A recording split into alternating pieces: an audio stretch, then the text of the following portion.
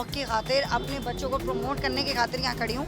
कोई नीडेड नहीं हूँ मैं, लेकिन ये कि अब इनकी फ़र्स्ट प्रायोरिटी मेरे लिए जो है इनकी एजुकेशन है। मैं सुबह स्कूल जाता हूँ, फिर 5 o'clock मैं ट्यूशन जाता हूँ, फिर मैं आके रेस्ट करके मैं आता हूँ यहाँ पर।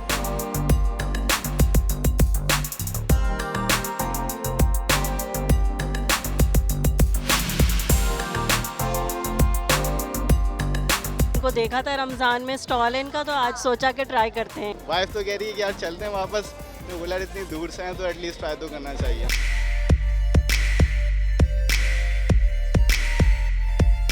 ज़रूरी नहीं है कि इंसान नीडी ही हो, इंसान को शौक़ के लिए भी बहुत कुछ करना चाहिए और ये अपने शौक़ के लिए कर रही हैं।